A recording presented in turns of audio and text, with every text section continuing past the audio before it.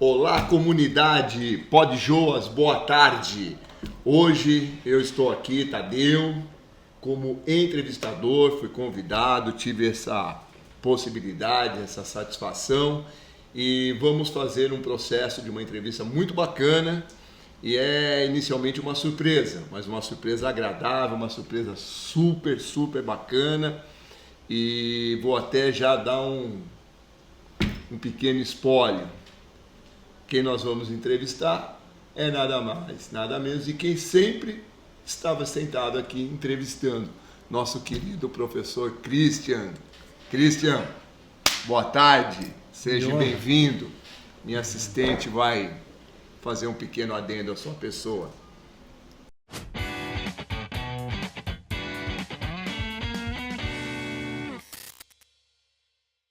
Começarmos oficialmente, me conta um pouco do que te levou a ser um professor.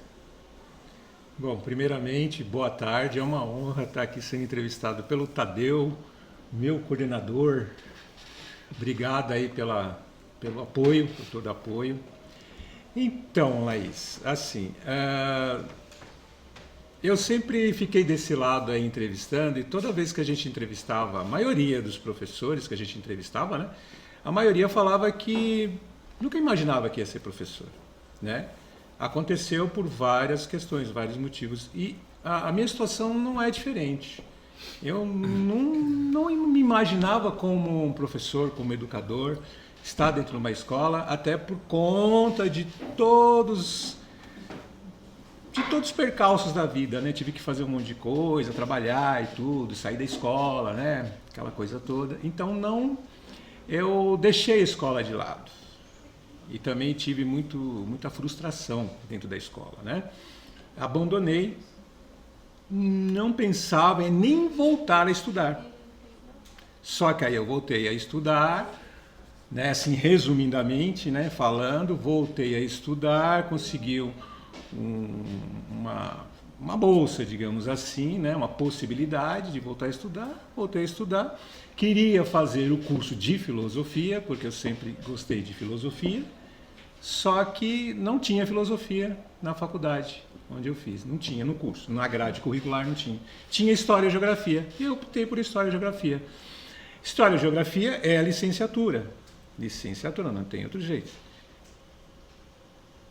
Mesmo na faculdade, ainda não tinha caído a ficha. Vou fazer o curso de História e Geografia e vida que segue.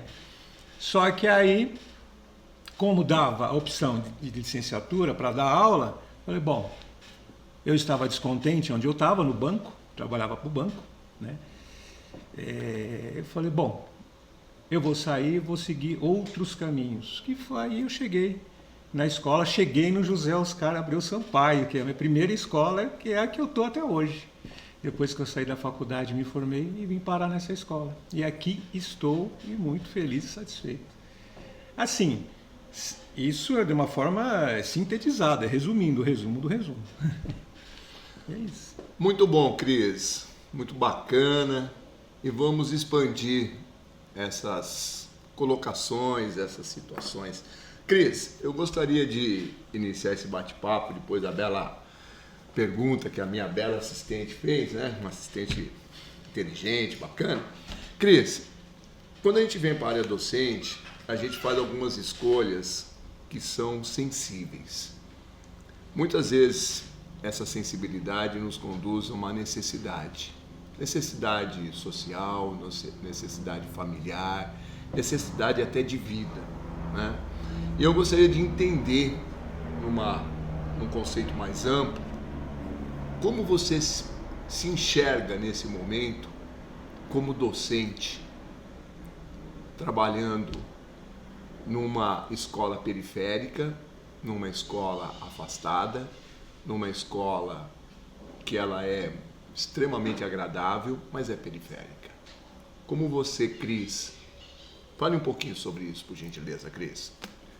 Olha, como eu disse, eu venho da periferia, né? Eu estudei até o 7º ano, parei, né? Por alguns contratempos, né?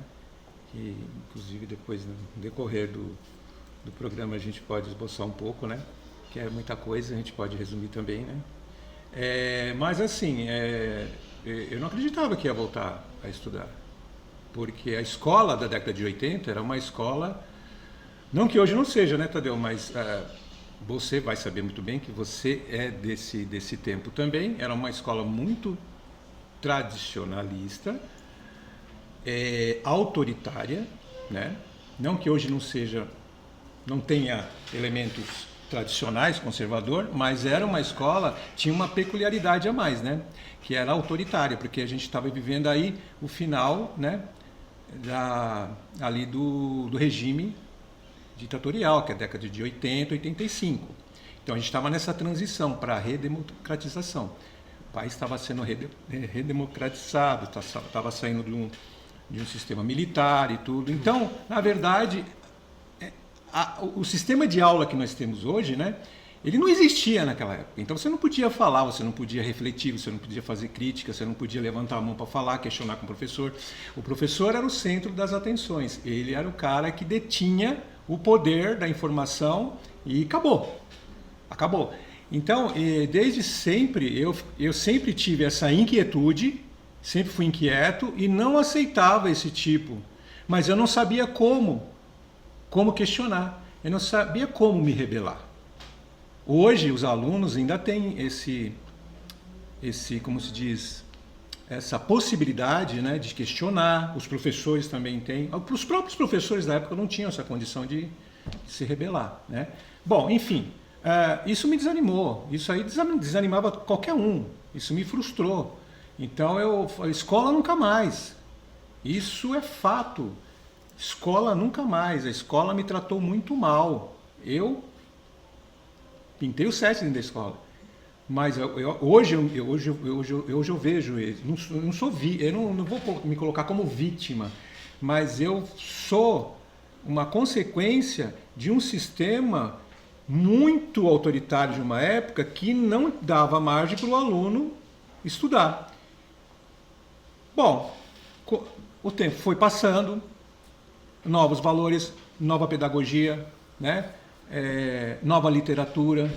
A escola foi se moldando aos poucos, tem muita coisa para melhorar, mas mudou muito. Depois que eu entrei na faculdade, eu perguntava para os colegas como é que está na escola. Alguns já faziam, eventuavam na escola e tudo. Falaram, não, a escola é isso, tem sua dificuldade e tudo. Mas assim, tem aquela liberdade, autonomia, né, de cátedra e tal, não sei o quê. E eu comecei a me empolgar. Comecei a me empolgar. Falei, poxa, por que não? Eu vou seguir esse caminho, quem sabe, né?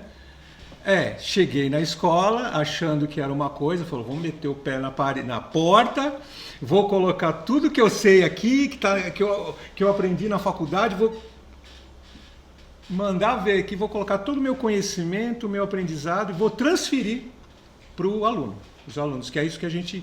Esse é o nosso papel, né, Tadeu? E para sua surpresa? Para minha surpresa, quem não conhece o chão da escola, que está aí e ainda não conhece, aí foi uma frustração, um banho de água fria, porque é uma outra realidade, não é assim. Existem várias realidades dentro de uma sala de aula, cada turma, né, é uma realidade, cada escola é um universo, é um ritmo, tem o seu ritmo, a sua vida, né? Cada um com a sua vida social. Eu falei, e aquilo tudo os livros, documentos, tudo aquilo que estava ali, que eu falei, vou colocar dentro da sala de aula, não consegui. Não porque eu não tive essa oportunidade, é porque cada aluno tinha uma realidade e a gente não dava conta de toda a demanda. Então, eu tomei um choque de realidade, Tadeu, que hoje eu sei o que é estar no chão de uma escola. Porque a gente, às vezes, romantiza demais ou acha que é só chegar e dar aula. Dar aula e pedir para o aluno ficar quieto e acabou, e você transfere o seu aprendizado. Não é. E sem falar que nós somos mediadores, não detemos mais o poder da informação, do conhecimento. A gente aprende com o aluno, né? Tem esse feedback, né, Tadeu? Se você concordar, Cris, você enxergar a escola entre a década de 80, 90 e a escola, a gente dá um salto agora aqui para 2025, 2023. Vou nem usar 25 em 3, vou usar aí uma intermediária aí 2014, 2010. Você, Cris, aceitaria, com tudo que você encontrou hoje, você gostaria de se manter como professor? Você teria essa ideia, não vou estudar para ser professor? Ou você modificaria essa estruturação docente? Você não se encaixaria? Não, entendi. São processos, né? Tem várias configurações. Hoje é diferente do que era lá atrás, mas hoje existe uma configuração que segue talvez o mesmo, digamos, a mesma ideia, o mesmo conceito autoritário, mas de formas diferentes. Como isso funciona? Não dentro de sala de aula. Por exemplo, eu dou aula para a Laís, né? Para as meninas, né? Aí ela tem toda a liberdade para me questionar, para conversar comigo, para fazer um debate, perguntar, toda a liberdade. Só que nós hoje temos um sistema que nos impõe a fazer coisas que fogem um pouco ou muito da pedagogia, da literatura. E o que seria isso? São plataformas, são tecnologias em excessos que tira o aluno e o professor dessa literatura, dos livros, da parte científica, da reflexão.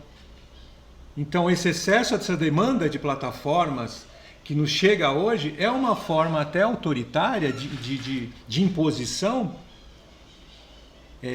virtual, disfarçado.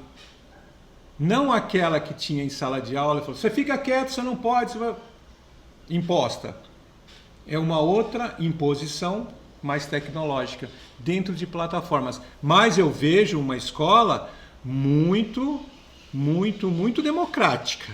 O que não é democrático é o sistema que nós trabalhamos, esse sistema que impõe outras regras e a gente tem que atender as demandas, né? Atender demanda de BI, de meta, aquela coisa toda, né, Tadeu? Que a gente já sabe, não vamos entrar em detalhes aqui. Mas a pergunta que você falou, se eu faria... Se colocaria, se eu decidiria ser um professor. Se o professor não estivesse com toda essa tudo isso. A questão é aquela... um aluno me fez esse questionamento. E eu diria que eu iria pensar, acho que 20 vezes. Por quê? Porque eu saio de um sistema, mas eu ainda acredito na educação e na mudança, na transformação. Mas o sistema está pressionando cada vez mais a gente, porque eu saio de um sistema que era bancário. Então eu ganhava um salário elevado, porque o que eu ganho hoje, lá no banco eu ganhava mais. Poxa, você trocou o banco para... Sim, porque... Você acreditou? Eu acredito, está aqui, está na minha alma, está na minha essência. Hoje, mesmo com todos os contratempos e dificuldades, eu vou continuar na educação. Porque a minha vida é onde eu me identifiquei. Mas se eu estivesse fora, vendo de longe, é difícil. E um aluno falou isso para mim. E as pesquisas mostram que cada vez mais as pessoas não querem se tornar professor. O professor está se tornando uma espécie em extinção. Mas, Cris, diante dessas belas colocações que você vem fazendo, você sabe que a nossa realidade hoje enquanto escola, comparada ao seu momento de escola e ao meu momento de escola, mudou completamente. Hoje, o mundo da escola é um mundo onde você agrega tudo. Você agrega alegria, você agrega tristeza, você lida com bullying, lida com a maldade, lida com xenofobia, com discriminação. E essas construções, nós temos que fazer pontes para desconstruir essas situações. No seu olhar hoje como professor, como que você enxerga que não acontece essas desconstruções? Porque a gente lida sempre com os mesmos roteiros e você não vê Mudança. um caminho para que Transformação. tenha uma alternativa de mudança. Você vai lá, resolve hoje, amanhã a mesma coisa, amanhã assim, assim, assim.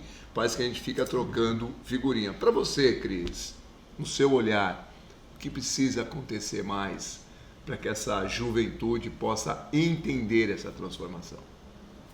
Então, tem vários elementos, né? Um deles, que é o principal, que na minha visão, eu acho que é o principal. Na minha opinião, eu acho que é o principal. A gente tem um jogo, uma disputa, né? Um jogo de forças aí, que não tem como dissociar, separar da questão política, do sistema político que a gente vive. A educação, a escola pública é um espaço de resistência. A gente sabe que esse sistema, o Estado, muitos governos, né, que aí já passaram, tentam privatizar as escolas. E a gente resiste, é um jogo de forças, sempre lutando para que isso não aconteça. Então, a primeira coisa é resolver esse jogo de força, esse confronto de mudar mesmo nas políticas públicas, esse sistema, para daí a gente começar da onde paramos, superar para melhorar. Diria, um novo modelo de educação, de pedagogia, não sei. Eu acho que tem grandes pedagogos, na literatura nós temos grandes pensadores, né, que a gente pode utilizar e seguir com eles, e avançar. Né, e avançar. Então, o que acontece? Parar tudo e começar do zero? Não. Superar o que está esse aqui. A gente tem que superar esse sistema. E para superar, a gente tem que ter um outro modelo, sabe, Tadeu? Um outro modelo de educação que, felizmente ou infelizmente, agora ele vem de cima. A gente tem que entender quem que vai estar no poder manuseando, manipulando essa educação. Quem é que está agora manipulando? A gente tem que ver quem que está lá. Esse poder, esse sistema que está lá manipulando essa educação, ele vai aceitar ouvir os professores fazer essa transformação? Ou precisa tirar esse modelo para colocar outro? Para aí a gente seguir em frente, percebe? É um debate, não tem resposta pronta. Se eu falar que eu tenho uma resposta, se alguém vier aqui e falar assim, ó, eu tenho uma solução, é ilusão. Porque a solução ela vem com processos, a gente tem que caminhar, é longo. Solução pronta, rápida, para ontem, suspeitem, porque isso aí é fantasia. Então a gente tem que transformar. Então, seguindo essa transformar. Desculpa, só não. Transformar, aqui é um ponto. Transformar aqui, que está aqui, mas juntamente com a base. Quem é a base que sustenta isso tudo? Somos nós. Sim, nós sustentamos. Com certeza. Se não e outros, os alunos. Quem não tiver aluno tem professor. Exatamente. Os alunos estão se evadindo, principalmente no ensino médio. A gente tem que fazer também para resgatar eles, né? A gente sabe disso. E não é só aqui em todas as escolas. Sim. Tem que andar em conjunto. Professor, aluno e tem que mudar esse sistema para se preocupar de fato com a educação. A educação é bonita. O que a gente faz aqui para os alunos tem coisas legais, interessantes, mas a gente é sufocado, né, Tadeu? Deixa eu tocar num ponto sensível com você, Cris, dentro do Podjôs, que a gente tem essa autonomia e liberdade, que é democracia, né? Em democracia a gente tem que tocar nos pontos sensíveis, porque você vê que cada governo, independente da sua sigla partidária, ele assume o governo e vem justamente com o que você colocou. Ele vem com a invenção da roda. Né? Uhum. Eu tenho uma política muito bem alinhada Sim. para a educação.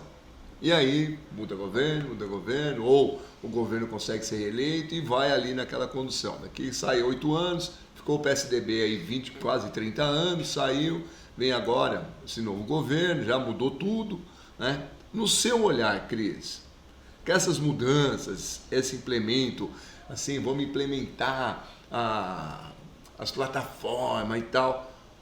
O que agregou essas tecnologias em motivação aos nossos estudantes, no seu olhar, por toda essa passagem histórica que você acabou de me colocar, na sua vivência? Então, a tecnologia ela veio para ficar, não tem jeito.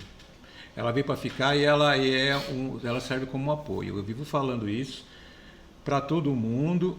Nós usamos a tecnologia, nós usamos a IA, não vamos ser hipócritas, né? A gente usa mesmo, ela veio para ficar e é importante. O grande problema, que inclusive tem muitos países já retirando determinadas tecnologias, é por conta do excesso. Porque a questão intelectual dos alunos, até de professores, está regredindo, porque ninguém quer pensar mais. A IA já pensa, né? Então deixa ela pensar por nós, vamos escrever livro, vamos fazer isso, vamos fazer aquilo, e acabou, e vamos viver, porque o negócio é ganhar dinheiro. Então é aquilo que a gente primeiro precisa superar o sistema. Então, a IA ela vai continuar. Vai vir outro governo, outro sistema, outra ideologia, outro partido vai acabar. Não vai. Agora, o que o outro sistema, quando assumir, pode pensar, é aproveitar essa tecnologia ao nosso favor. Nós dominamos ela. Nós dominamos ela e não deixamos ela dominar a gente, porque nós estamos pegos, a gente já foi dominado, a gente está dominado por ela. Então nós somos resistentes a ela, nós somos na resistência já. A gente é resistente e transgressor e muito rebelde. A gente é rebelde pra caramba, né? Quando eu escrevi esse livro, depois a gente vai falar um pouquinho, quando eu escrevi esse livro lá atrás, eu nem pensava nisso, porque nem se falava não tinha nem celular, né? Mas hoje já existe uma nova transgressão e rebeldia para a gente pensar. Isso me dá até gatilho para escrever coisas, porque é o sistema, não tem jeito. A plataformalização, o excesso de plataforma é o que nosso calcanhar de Aquiles, é o que tem nos incomodado. Por quê? Você passa o dia inteiro fazendo plataforma e você não tem justamente o seu olhar, digamos assim, da literatura, você não tem liberdade de cátedra, certo? O que é liberdade de cátedra? Para quem não sabe, é você ter autonomia para dar aula de acordo com a sua metodologia, né? Utilizando os seus livros, né, Tadeu? Toda a sua literatura, tudo que você tem na livro. Porque eu tenho uma estante em casa de livros que eu não estou lendo mais. Porque eu só estou pensando em plataforma, só estou pensando em meta, não sei o que, tarefa, não sei da onde. Eu podia pegar todos aqueles livros e trazer para os alunos. Olha, está aqui. O material digital é uma beleza, eu acho legal. Tem os seus contratempos, as suas... alguns ajustes para fazer, mas tudo bem, é legal, eu gosto do material digital, é um apoio. Só que ele não pode também se tornar... vitalício. Você não pode ficar dependente dele, né? Você tem que ter essa liberdade, essa autonomia intelectual para você utilizar a sua metodologia, o professor usar a sua metodologia. Então o problema está no excesso, eu acho, no excesso de plataforma e tecnologia. Nós abrimos aqui essa entrevista tão bacana que está fluindo e você falou em rebeldia. E agora, novamente, você coloca a palavra rebeldia. Eu te conheço já há um bom tempo, Cris. Já fizemos alguns trabalhos externos, muito bacana. E eu sei que a sua rebeldia... Conte um pouquinho, Cris, dessa rebeldia. E conte daquela ação da escola. Não. Eu gostaria que isso fosse revelado. Ai. Não, aí você vai me comprometer. Então, é assim, eu não tenho problema nenhum em falar, não tenho vergonha nenhuma e nenhum problema em falar sobre isso. Mas eu quero que todo mundo entenda, né, para quem está ouvindo, né, e para todos vocês aqui presentes e tal, vocês já sabem, né, Tadeu? Que... Foi muito legal. Não, é assim, eu não me orgulho disso e nem posso me orgulhar de coisas que eu fiz, mas assim, serviram de lição. E qual que é a lição que eu tomei de tudo isso? É justamente o livro que eu escrevi. Por quê? O que eu entendia por rebeldia? E é isso que a escola, o chão da escola ensina. Isso que é legal. Então eu fiz um resgate do tempo, daquilo que eu detestava, né? E agora é como se fosse um acerto de contas que eu estou fazendo com a escola. Porque eu tinha um problema com a escola e hoje eu estou me resolvendo com a escola. Olha que interessante. A mesma escola que me abandonou, porque eu fui abandonado mesmo, né? E eu conto isso no livro, né? Você conhece. A mesma escola que não deu nenhuma atenção, hoje é a escola que me acolhe, que me acolheu. Essa escola acolhedora. E é isso que eu entendo como um ato final de rebeldia, digamos. Final não. Um ato, digamos, esse ajuste de contas que eu estou resgatando, porque eu comecei com um tipo de rebeldia que não tinha direcionamento nenhum. Nenhum. É só se rebelar, só para fazer algazarra, só para quebrar, só para degradar, né? E eu achava que isso era... Eu achava o máximo. Olha, eu estou jogando lixo no chão, eu estou jogando, né, não sei o quê, estou pintando parede, estou... Tirando lâmpada. Tirando lâmpada. Aí eu achava isso, falava, não, que legal, eu estou abafando, né? Eu estou fazendo sucesso. Se existisse Instagram nessa época, ainda bem que não tinha internet. Ainda bem que não tinha, né? Porque cada coisa absurda, né, que a gente fazia, o adolescente daquela época fazia, e achava que era rebeldia. Até que um dia eu tive contato com um livro, acho que foi um dos primeiros livros que eu tive contato, porque eu nunca gostei de ler. Nunca gostei de ler nem de escrever. Aí eu tive contato com Paulo Freire. Eu ia te perguntar justamente. Sem conhecer Paulo Freire, sem saber de nada de Paulo Freire, eu vi aquele livro e comecei a folhear. E tem uma frase dele ali do livro que acho que é como é que chama? Autonomia. É um livro dele sobre autonomia da pedagogia. É isso, autonomia da pedagogia. Que hoje eu entendo melhor, né? Sobre isso um pouco, pelo menos um pouco. Mas eu vi um trecho do livro que dizia assim, ele falando, abre aspas, mais ou menos assim, né? O problema não é ser rebelde. O problema não é a rebeldia. O problema, a questão da rebeldia é você dar sentido amoroso para ela. E o que ele quis dizer com isso? Que para você ser um rebelde, para você ser transgressor ou transformar alguma coisa, você precisa ter fundamento, você precisa ter substância, você precisa ter critério.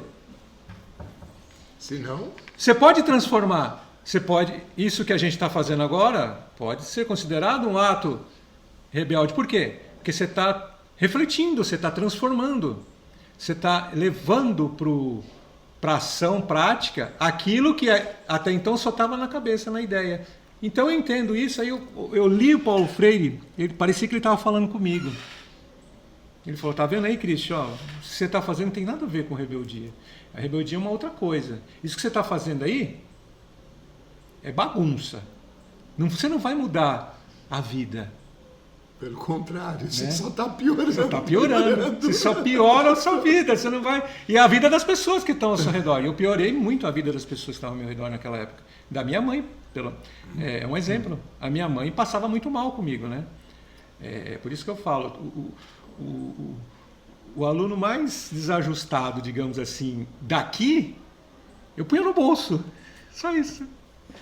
Falando em desajustado, falando de rebeldia, falando de todo esse processo, me conte a nós aqui, e a galera que vai ter a oportunidade de assistir. Cris, você foi músico e escritor. Aqui o livro, eu tive o prazer, a satisfação de ler, fui presenteado, li por 2 vezes. Inclusive você leu numa fila, acho que de banco, você estava na fila de exatamente. Tem continuidade, o livro continua, né? E você dá um norte de tudo, você usa os personagens, né? Para não ter uma exposição tão forte, vamos dizer assim, né? Mas o contexto do livro fala sobre você. Esses dois momentos, Cris, o que construiu de aprendizado a você? Você acabou de falar, eu não era leitor, não era escritor. Aí você vira um escritor com um livro super bacana. E com o nome assim, né? Rebelde por uma causa. Rebeldes por uma causa. Iniciação. Aí vem a pergunta, qual é essa iniciação? Então é isso que eu te pergunto. Qual é essa iniciação do Cris, músico e escritor, que você já me explicou, o Rebelde? Então, isso é uma provocação, né? Rebeldes por uma causa. Porque eu venho, lá na época da década de 80, né, se falava muito rebeldes sem causa, né? Então, os mais velhos, as pessoas mais preconceituosas. Hoje a gente tem uma vasta literatura que explica muito isso, né? Mas eu já entendia, de alguma forma, não sei como, sem ter estudo nenhum, eu já era inquieta, minha cabeça já não funcionava muito bem nessa época, que ela, sabe, eu queria tudo ao mesmo tempo, era muito ansioso, eu não sabia como. Hoje eu entendo que tudo que eu fazia na escola era porque o caos estava aqui. E eu não sabia dar direcionamento, eu não sabia administrar. Até que eu aprendi a administrar, o caos estava aqui. Né? As pessoas muito inquietas, eu vejo isso, elas precisam ser trabalhadas nesse sentido. Hoje eu entendo isso, né? Eu tinha muita coisa para falar, para fazer, muita coisa interessante para falar e para fazer, mas ninguém estava disposto a ouvir, ninguém tinha formação para ouvir. Hoje nós temos essa formação como professor, né? Para ouvir, para entender, para perceber. Sim, agora, a questão do rebeldes, então, por uma causa, é porque eu vejo que toda rebeldia tem uma causa. Diferentemente do que as pessoas falam, tem tudo. Não é assim? Tem tudo, por que é rebelde? Mas tem tudo. Mas toda rebeldia tem uma causa. A psicologia explica isso, né? Hoje a gente tem essa literatura. Não importa a classe social, não importa onde você tem tudo ou não. Tá, e tem uma causa. Qual que é essa causa? Pode ser vários fatores, né? Vários fatores. Isso aí, por isso que eu coloquei. Por uma causa, porque tem causa. Tem causa. Iniciação, por quê? Eu estava começando a minha vida como adolescente. É o início de tudo. Agora, a questão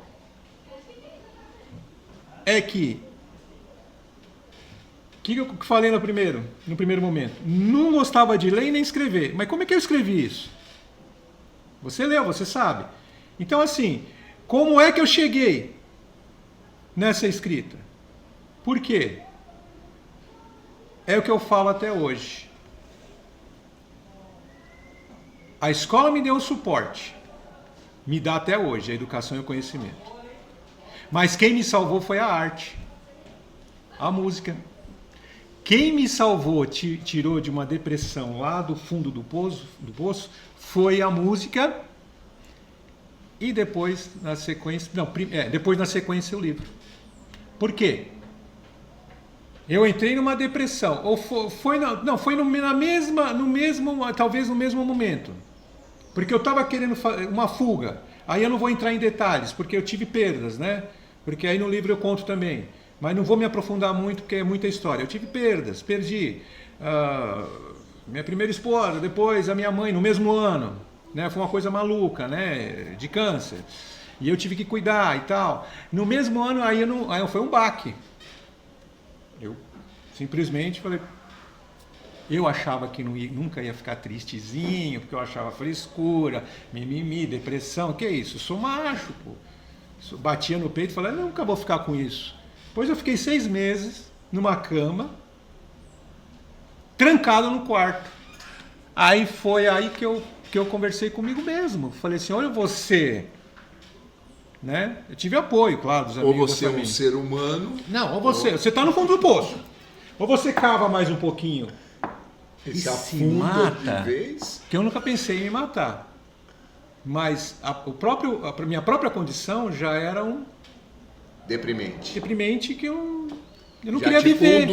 Já te conduzia. Eu nunca tentei de fato me matar, sabe? Mas eu parei de viver. A condição momentânea te conduzia a você ficar nessa situação de inércia que você estava. Inércia, aí eu falei um belo dia, eu falei, caramba, cara, você tem 2 opções, não tem meio termo. Você está no fundo do poço, se afunda, cava mais um pouquinho, vai embora logo.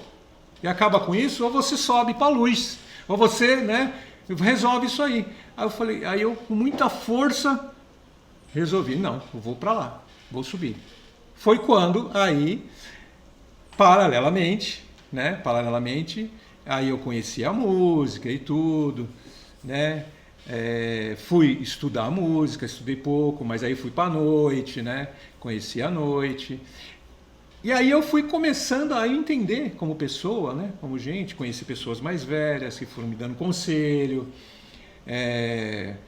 Toquei numa banda de rock, né? Durante 6 anos aí, 5, 6 anos na noite, né? E tinha uma banda que fazia show de rock, né, nas horas vagas, e lá nesse salão tinha que tocar de tudo, que foi uma banda de baile, como se fosse uma banda de baile. E aí eu fui me ajustando dessa forma, entendeu? Com a música e com a escrita. Me salvaram. Esses 2 elementos me salvaram, a música e a escrita. Então, se você estiver triste, chateado, até deprimente com alguma coisa, faça arte, vai pintar, vai escrever, vai tocar, aprender a tocar um instrumento, qualquer coisa para ocupar a mente, porque é um remédio. Para mim, pelo menos, foi um grande remédio, né, a arte. Por isso que eu aconselho a todo mundo fazer arte. Cris, bom sentido, né? Estamos aí encaminhando, falamos um pouquinho da sua vida de docente, vida do Cris adolescente, vida do Cris músico, rebelde, agora um cara maravilhoso, um professor. Obrigado pelo maravilhoso. Tá Vindo aí, de você, eu fico que está aí com a lisonjeado. gente, sempre se dispondo a ajudar de tudo que pode. Cris, hoje, nesse momento, com toda essas situações que você vivenciou e que acabou aguçando várias situações na sua vida, o que você, ser humano Cris, deixaria de recado aos nossos jovens? Olha, principalmente os jovens da nossa querida Vila Sulina. Sim. Todo dia eu passo alguma mensagem para eles, né? Não só de conteúdo, mas a convivência.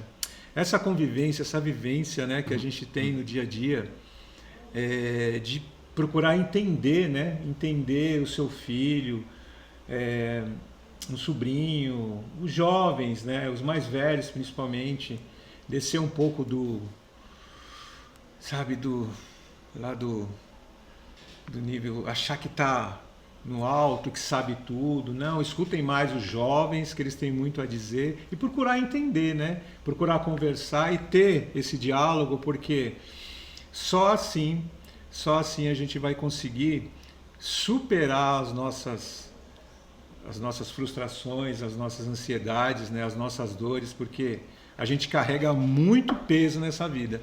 E se a gente não tiver um contato, né, amigável, sair um pouco mesmo do celular, né, ter mais contato, né, com as pessoas, né, conversar mais, né, interagir mais, a gente vai sofrer. E é por isso que a gente tem que ter essa interação sempre, essa vivência. Entendeu? Posso fazer uma citação daqui só para a gente? Eu quero fazer a divulgação, porque assim, só para a gente não, eu sei que tem horário, mas só para a gente, para deixar um recado para os ouvintes, para todos que estão nos assistindo, que isso aqui assim, eu não estou sendo modesto não, isso aqui para mim é um projeto de livro, é um panfleto que vai se tornar um livro. Por que eu estou falando que é um projeto? Eu não estou menosprezando o meu trabalho, não é isso.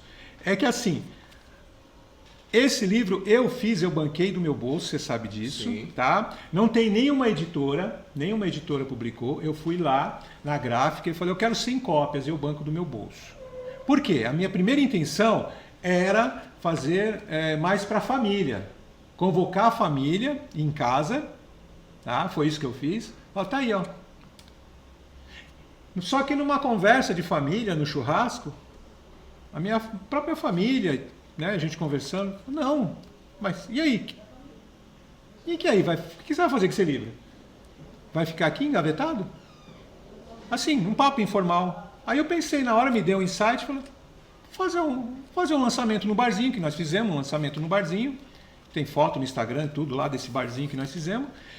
E aí eu me motivei a fazer e a publicar por uma editora, que eu estou negociando uma editora, que em breve, né? Que bacana. Aí acho que em 2026 eu já consigo fechar com essa editora. Aí de fato vai ter o nome da editora, vai ter orelha, vai ter aquele ISBN, o registro do livro, vai estar tudo certinho, e inclusive vai ter um bônus, que é essa surpresa.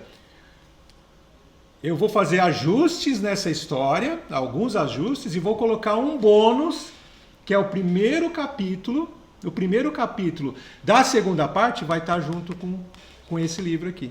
Que bacana. Vai ter outra capa, outro formato, né? Outro desenho. Outro layout. Vai ter outro layout. E, inclusive, é até interessante, e não é à toa, eu acho que não é coincidência, eu acho que o universo conspirou a sua presença aqui. Obrigado. Não vou ser religioso não, tá? Porque eu quero fazer um convite ao senhor, a vossa pessoa, meu amigo, coordenador, que eu tanto admiro. Que é isso. Eu quero fazer um convite aqui, agora. Se você não quer fazer a orelha para mim, você escrever sobre o livro, e no próximo livro que eu for editar na editora, você ter a sua mensagem aqui no livro. Será uma grande satisfação. O senhor aceita? Aceito. Então tá fechado. Ordem dada, ordem cumprida. Obrigado pela eu só queria fazer um adendo aqui a todos, né? As meninas maravilhosas que sim, estão acho que seria interessante elas envolvidas aparecerem, nesse porque elas projeto. ficam tão isoladas. Vem pra cá, vem pra cá, vem um pouquinho pra gente. vem pra cá. Igual disse Silvio Santos, vem pra cá. A nossa equipe, né? Apresentar verdade. a equipe. Senta aqui do meu lado, vem cá, tá a cadeira. Vai ficar em pé mesmo?